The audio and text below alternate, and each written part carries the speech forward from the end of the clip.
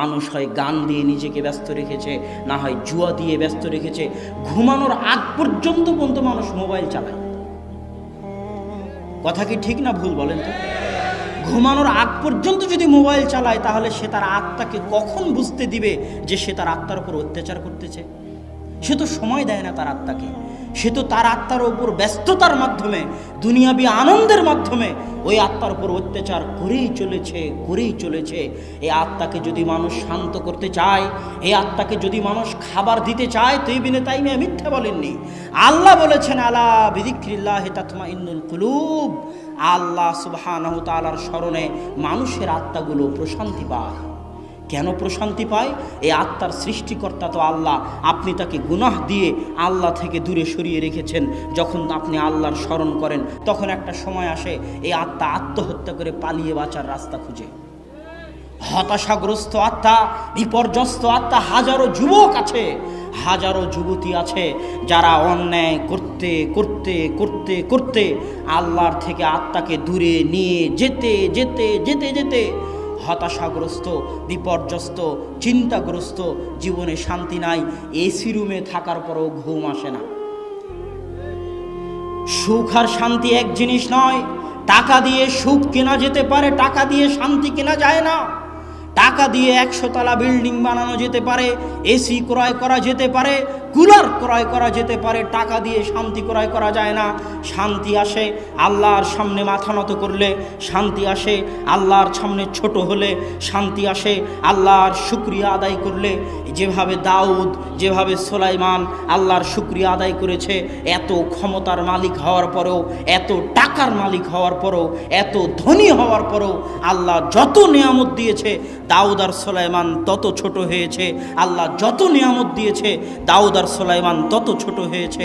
আল্লাহর তত ইবাদত করেছে, আল্লাহর তত শুকরিয়া আদায় করেছে, কেননা এটার মধ্যেই আত্মার প্রশান্তি রয়েছে। আর যে জিকিরগুলো শুনে মানুষ লাফালাফি করে, যে জিকিরগুলো শুনে মানুষ বাসে উঠে, এই জিকির শয়তানের জিকির, কেননা এই জিকিরে আত্মা শান্ত হয় না। ওই জিকির সঠিক জিকির, যেই জিকিরে মানুষের আত্মাগুলো প্রশান্তি পায়।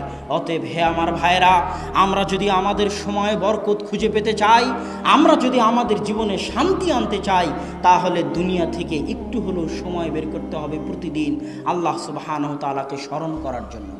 যদি না পারেন সময় বের করতে, অন্তত পক্ষে যে কোনো মূল্যে দিনে রাতে 24 ঘন্টায় 5 বার আল্লাহকে স্মরণ করতে হবে। আকিমিস সালাত লিযিকরি। দুনিয়ার মানুষ, তোমরা সালাত আদায় করো, সালাত কায়েম করো, আমি আল্লাহ আমাকে স্মরণ করার জন্য। আল্লাহু আকবার। যদি না পারেন 24 ঘন্টায় আল্লাহকে সর্বদা স্মরণ করতে, আল্লাহ জানেন আপনি পারবেন না, কিন্তু কমসে কম কয়বার স্মরণ করবেন আল্লাহকে? 5 বার দিনে রাতে সালাতের মাধ্যমে আল্লাহকে 5 বার স্মরণ করতে হবে। আর এই যে এখন এসেছে মেডিটেশন, মানুষ মেডিটেশন শিখায়, তারপরে আরও কত কি পন্থা তৈরি হয়েছে আত্মাকে শান্তি দেওয়ার জন্য। আমি বলি, সালাতের চাইতে বড় কিছু নাই যেটা মানুষের আত্মাকে শান্তি দিতে পারে। কেন? সালাতের মতো উচ্চ স্তরের মেডিটেশন পৃথিবীর কেউ তৈরি করতে পারবে না। আমি মেডিটেশন শাস্ত্র নিয়েও পড়েছি। মেডিটেশন শাস্ত্রের সর্বোচ্চ স্তর হচ্ছে মানুষ কাজ করা অবস্থায় ধ্যান করে।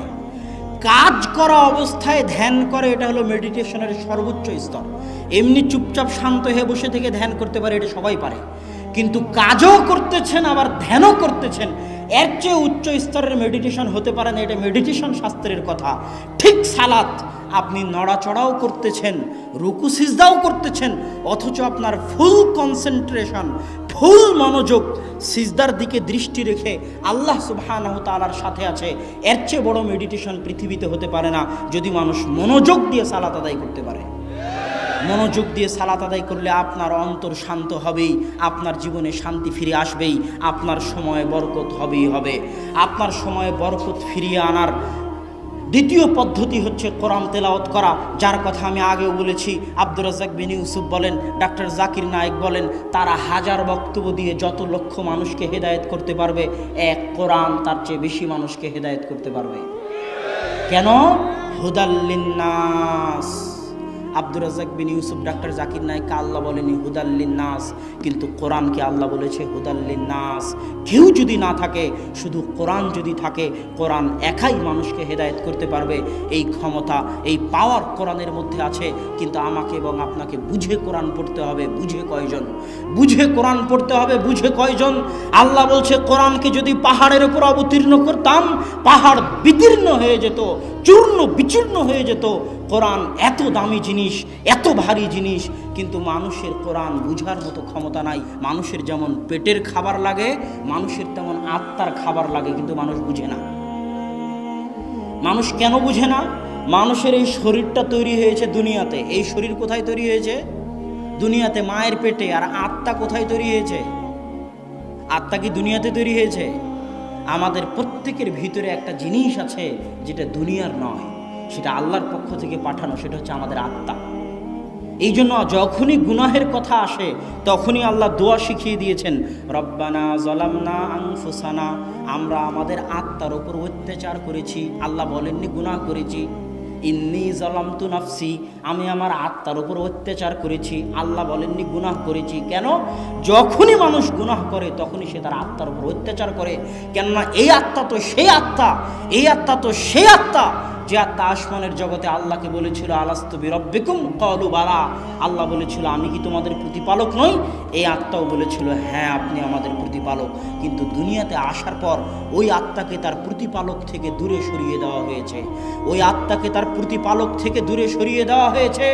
পিতার সাথে সন্তানের দূরত্ব যত কষ্টের, মায়ের সাথে সন্তানের হারিয়ে যাওয়া, বিচ্ছেদ হওয়া যত কষ্টের, বন্ধুর সাথে বন্ধুর হারিয়ে যাওয়া, বিচ্ছেদ হওয়া যত কষ্টের, আল্লাহর সাথে বান্দার সম্পর্ক ছিন্ন হওয়া তার চেয়ে হাজার গুণ কষ্টের, তার চেয়ে হাজার গুণ কষ্টের, তার চেয়ে হাজার গুণ কষ্টের। আমাদের প্রত্যেকের আত্মা কষ্টে আছে, কিন্তু আমরা অনুভব করি না। আমাদের প্রত্যেকের আত্মা দুঃখে আছে, কষ্টে আছে, অত্যাচারিত অবস্থায় আছে, নির্যাতিত অবস্থায় আছে। আমরা কেউ অনুভব করি না।